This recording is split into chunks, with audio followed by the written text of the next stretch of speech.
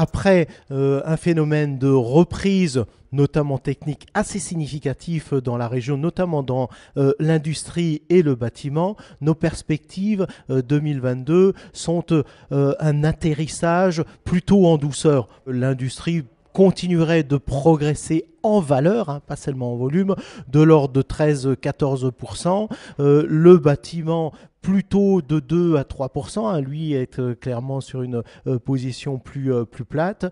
Et nous avons beaucoup d'espoir sur les services avec de fortes différenciations, évidemment, selon les différentes branches.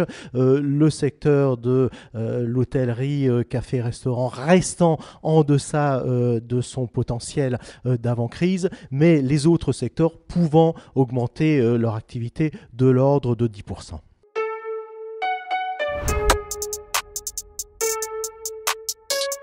Comment se fait-il qu'on a du foncier qui est disponible mais qu'on n'arrive pas à installer nos entreprises sur ce foncier? Quand on parle notamment d'industrie, ce ne sera pas dans Marseille même, mais on a des territoires, que ce soit le territoire de Fos, le territoire de Berre, où on peut accueillir, où on peut faire ce qu'on appelle du plug and play, c'est-à-dire que finalement l'entreprise industrielle se pose et trouve tout le service.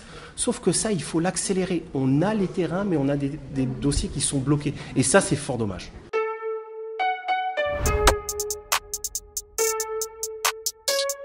Il y a un aléa lié aux approvisionnements. Plus de 50% des entreprises ont des difficultés dans l'industrie d'approvisionnement qui peuvent remettre en cause une partie de leur fabrication.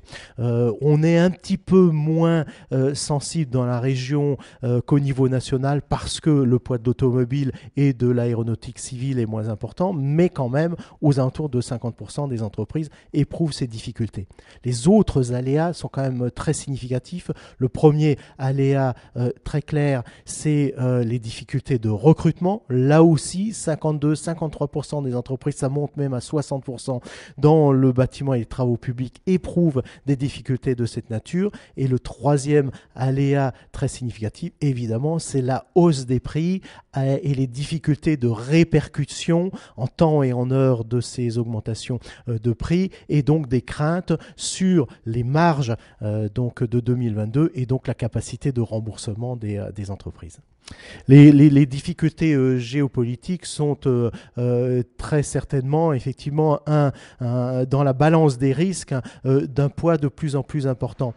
Factuellement, y compris dans notre région, nos partenaires russes représentent moins de 1% de nos exportations, un peu plus en importation du fait des effets énergie, de l'ordre de 2%, mais l'impact est plutôt psychologique et lié à la confiance. Si effectivement il devait y avoir une exposition plus large au niveau mondial, évidemment ça aurait un impact sur les décisions d'investissement et la confiance générale des chefs d'entreprise. Donc nous surveillons cela de très près.